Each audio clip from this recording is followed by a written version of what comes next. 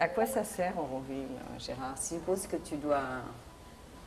Tu as des gens qui viennent ici, qui sont sympas et qui visitent, mais quel est le but? À quoi ça sert? Suppose qu'ils te demandent ça, qu'est-ce que tu vas leur dire? À quoi sert Auroville? Pour moi, ça a toujours été et c'est toujours d'ailleurs, c'est un laboratoire. C'est-à-dire que c'est un endroit que Mère a créé, nous a offert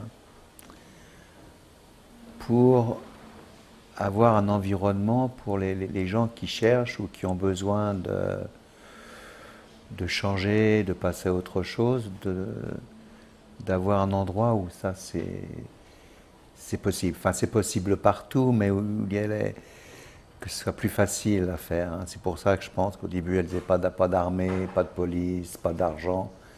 C'était pour retirer toutes ces contraintes qu'on s'était mis sur la tête ou dans nos vies. Et là, elles voulaient qu'il n'y ait plus ces contraintes et qu'on ait que les gens qui ont besoin avaient la possibilité, dans cet endroit géographique, de faire cette recherche. Donc, c'est un laboratoire avec des chercheurs. Et qu'est-ce que c'est cette recherche dont tu parles? Qu'est-ce que c'est qu'il leur est demandé aux Aurovilliens? Qu'est-ce que c'est cette recherche? Ah, cette recherche, c'est comment définir? C'est une recherche qui est d'abord définie par un besoin, par le besoin d'autre chose, comme elle l'appelle. Et ce besoin d'autre chose, cette autre chose, c'est peut-être c'est la nouvelle conscience, c'est le divin, la vie divine, c'est quelque chose d'autre, non, mais qui est beaucoup plus large, beaucoup plus beau, beaucoup plus vrai, beaucoup plus conscient que ce qu'on vit aujourd'hui, quoi, dans notre conscience ordinaire, partout dans le monde, où c'est infernal en fin de compte. Donc comment trouver cette conscience? On peut l'appeler comme on veut, c'est pas un problème. Faire ces recherches de ce besoin. On a tous un besoin quand on est venu ici, on avait un besoin d'autre chose, de quelque chose. Et chacun décrit ce besoin peut-être d'une certaine façon et d'une certaine manière, mais et là, Auroville est cette place pour puisse faire cette recherche, avant tout. Ouais.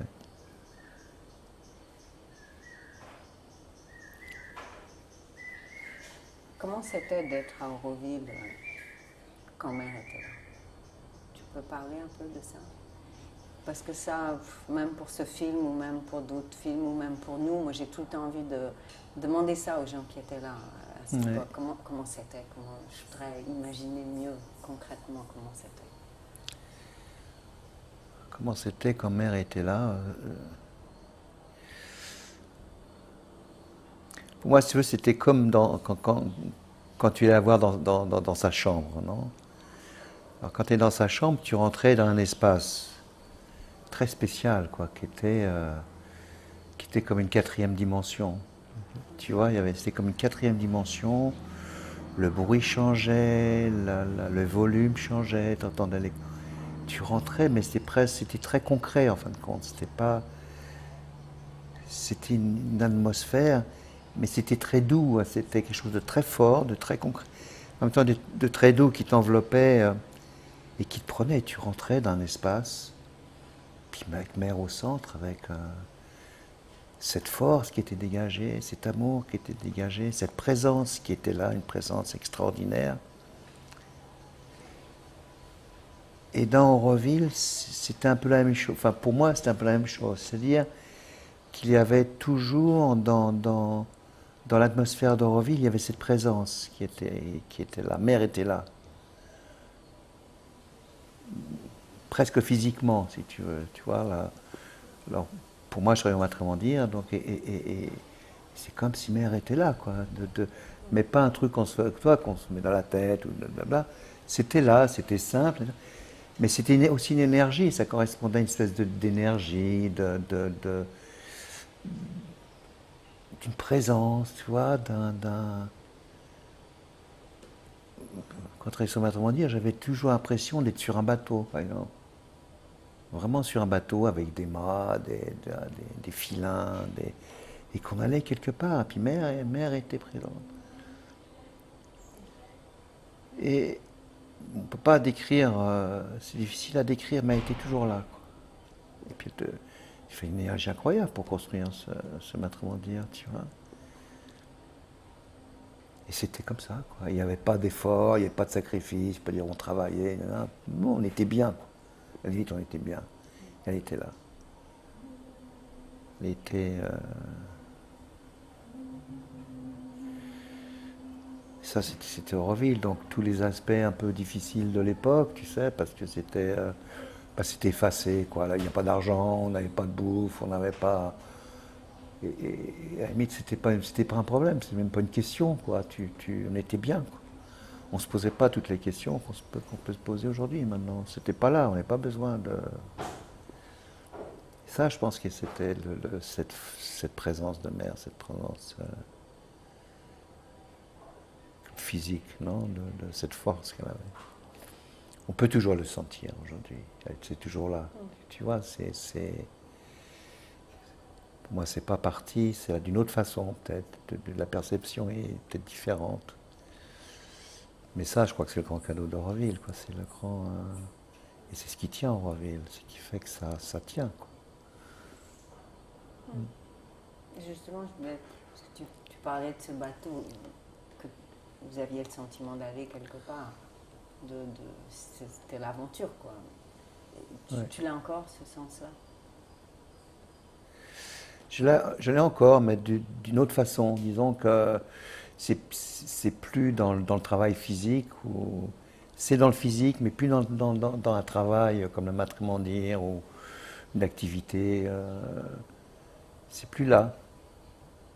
Par contre, c'est plus intériorisé quelque part, intériorisé dans le physique aussi. Tu vois, pas seulement intériorisé physiquement où on peut percevoir l'aventure, quoi, l'aventure de Mère Aurobindo, tu vois, de cette vie divine, quoi. On l'aperçoit parce que faut rester simple et humble, mais ça c'est toujours là, quoi, cette possibilité d'aller là, quoi. Hein, c'est comme on va là, quoi. Et ça a toujours été, quand la première fois que j'ai vu Mère, c'était ça, je dis je vais aller où tu es, quoi. Je connaissais rien, je vais débarquer du 93, tu vois. Donc, et tu sens que c'est toujours là, cette possibilité. Toujours. Et c'est ça, ça vient toujours même, c'est ça notre recherche, notre travail. Donc la recherche est toujours là. Elle a pris un autre aspect parce que bon, on change, hein, mais c'est la possibilité d'Auroville de cette recherche est toujours présente, de plus en plus forte. Et cette histoire de unité humaine, selon toi, c'est quoi cette histoire de l'unité humaine? L'unité humaine, c'est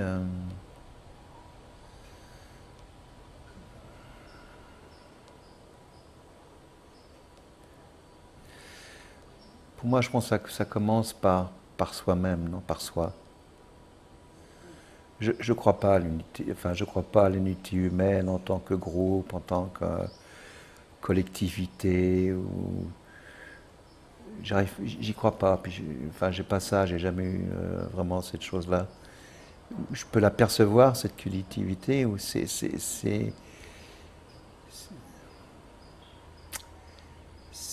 de l'intérieur, hein, tu vois. C'est quand toi-même tu es capable de, comment dire,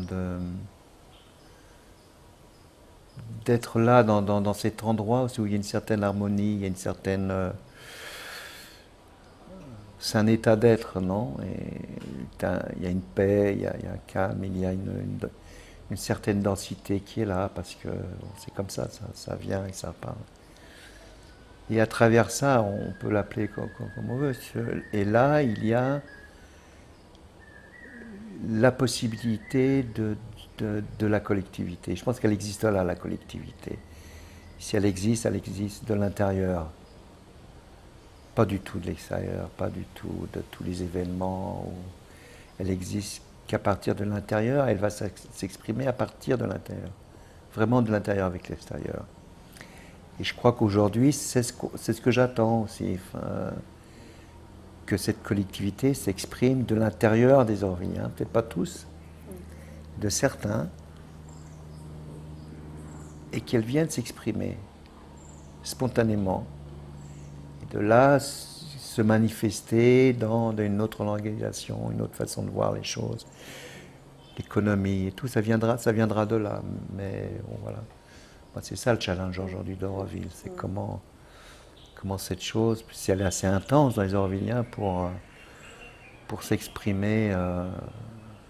Oui, c'est ça. En fait, ça faisait Ouais. partie des questions, si tu veux, qui étaient justement quel est, à ton avis, le plus grand challenge que Auroville confronte, enfin, à faire face en ce moment, quoi, à cette période de son histoire. Moi, c'est ça le challenge. C'est le challenge d'Auroville, c'est que de l'intérieur des Aurovilliens qui sont là émerge quelque chose d'autre pour la ville.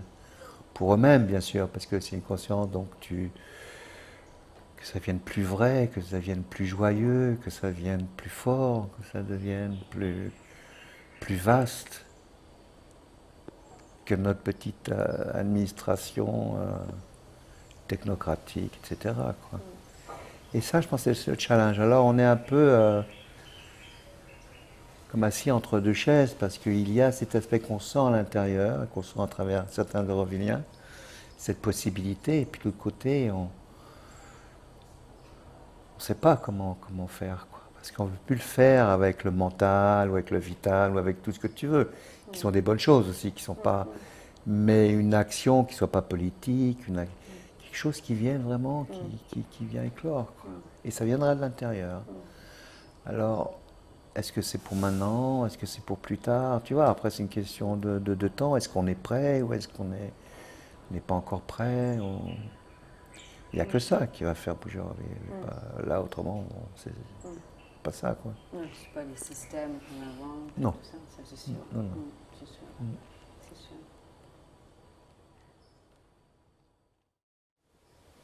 Comment tu pourrais expliquer que Auroville a une attraction si forte que tu es revenu après quand même pas mal d'années?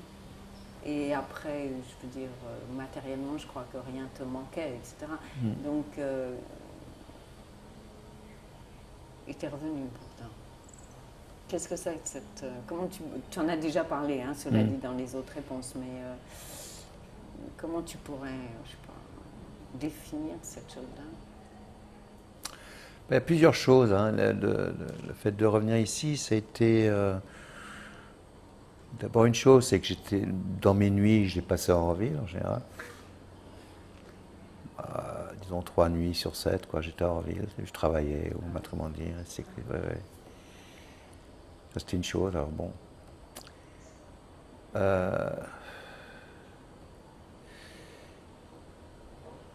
Ensuite, c'est comme des trains qui passent.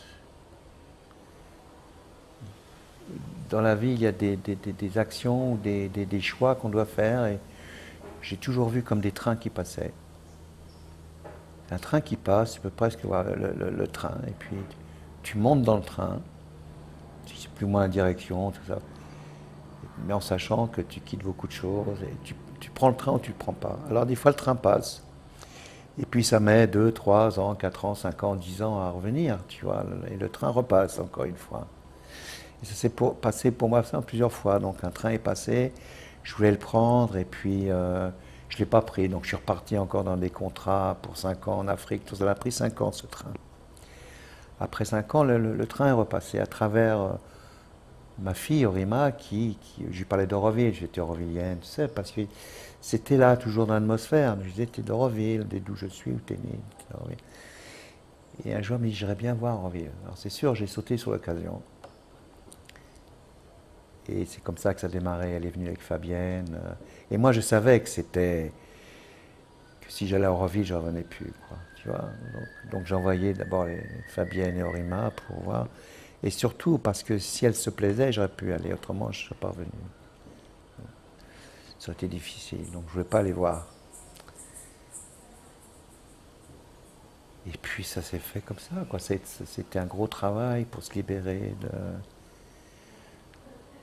Puis c'est comme ça qui te tient, c'est quelque chose dedans, dans toi, qui est toujours là. De toute façon, même si tu essayes de le quitter ou de le fuir, parce que bon, c'est là. Je pense que tu reviens toujours là, quoi. Alors ça aurait été j'aurais raté le train, ça aurait été dans une autre vie. Puis dans une autre vie, ça serait revenu, le train serait repassé, parce que tu étais. Et voilà, quoi, tu vois, donc. Et j'étais content de le faire, parce qu'Auroville, pour moi, était très très loin, quoi. C'était la lune, quoi. Je sais pas comment te dire. C'était un monde tellement spécial que pour moi, je pensais que ça existait, toi. C'était comme l'île, tu vois, des elfes, dans le Seigneur des Anneaux, dans la brume, impossible à atteindre. Puis je cherchais pas non plus à l'atteindre. Mais c'était déjà une autre vie, c'était une autre expérience. Et là, moi, j'étais dans une autre expérience, l'Afrique, tout. Mais ce train qui est passé, et puis Et quand je suis venu en 69, c'était un train qui passait, tu vois, j'étais loin de tout, quoi. Et je pense que c'est comme ça tout le temps après. Même dans d'autres vies, ça continue. Et puis il y a toujours une direction. Mais le train, il y a toujours cette direction, quoi. Il y a la direction que tu veux prendre. Donc ça change. C'est la direction que tu veux prendre, mais tu n'es toujours pas prêt pour faire ce choix ou prendre cette direction. Ouais, quand je suis revenu, je suis retourné sur Matrimondier, j'ai continué à. J'aime bien cette histoire de train. Ouais. C'est vrai que c'est en fait. C'est vrai. Oui, c'est très vrai. Ouais.